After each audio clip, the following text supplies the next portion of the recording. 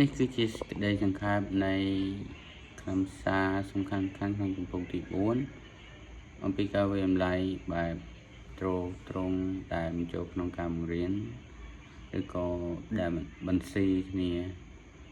ក្នុងការបង្រៀនជាមួយនិយមន័យ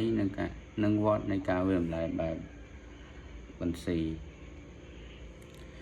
ការវាយតម្លៃបែបបន្ស៊ីគឺជាដំណើរការនៃប្រមូល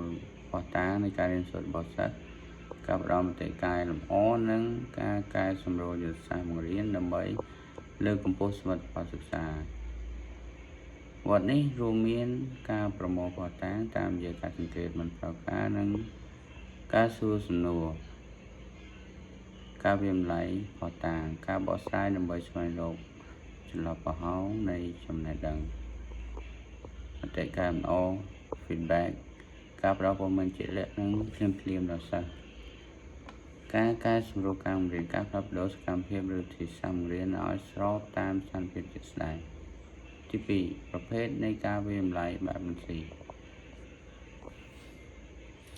គឺបែងចែកវាជាពីរប្រភេទធំៗគឺការវាយតម្លៃដែលបញ្ចូលក្នុងមេរៀនធ្វើឡើងក្នុងពេលកំពុងបង្រៀនជាក់ស្ដែងវាមានពីរទម្រង់ទៀតគឺភ្លាម on the fly កើតឡើងដោយឯងតាមរយៈការប្រស័យទាក់ទងរវាងគ្រូនិងសិស្ស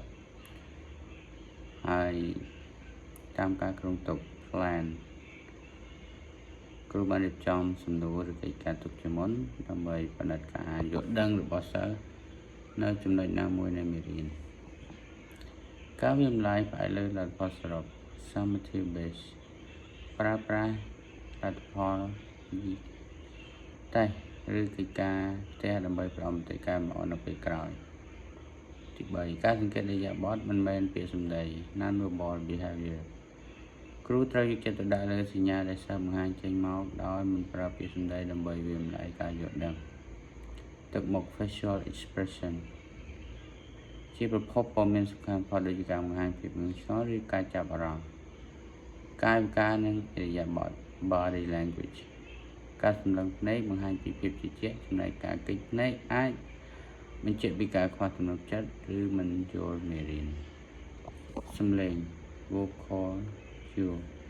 ទឹកដមសំឡេងនិងល្បឿននៃការនិយាយជួយគ្រូដឹងពីអារម្មណ៍និងកម្រិតនៃការយល់ដឹងរបស់សិស្សបច្ចេកទេស4បច្ចេកទេសសួរសំណួរប្រកបដោយប្រសិទ្ធភាពការសួរសំណួរជួយឲ្យគ្រូដឹងពីកម្រិតស៊ីជម្រៅរបស់សិស្សអ្វីដែលគួរធ្វើឬសួរឲ្យច្បាស់និងខ្លីៗសួរឲ្យស្របតាមគោលដៅមេរៀនទុកពេលឲ្យសិស្សគិតនិងសួរមានលំដាប់ដោយអ្វីមិនគួរធ្វើជៀសវាងសំណួរដែលឆ្លើយបានត្រឹមចាស់បាទចាស់ cross question សំណួរដែលបង្កប់ចម្លើយស្រេច leading question ឬសំណួរដែលទី5ការផ្ដល់មតិកែលម្អ effective feedback មតិកែលម្អដែលមានប្រសិទ្ធភាពត្រូវផ្ដោតលើភស្តុតាងនៃការរៀនសូត្រនិងគោលដៅមេរៀនផ្ដល់ឲ្យទាន់ពេលវេលានិងជាក់លាក់សម្រាប់សិស្សម្នាក់លើកទឹកចិត្តសិស្សឲ្យចេះវាយតម្លៃខ្លួនឯងនិងរៀនពីកំហុសការសរសើរ praise គួរធ្វើឡើងដោយស្មោះត្រង់និងផ្អែកលើការខិតខំប្រឹងប្រែងជាជាងការសរសើរលើភាពវៃឆ្លាតពីកំណើត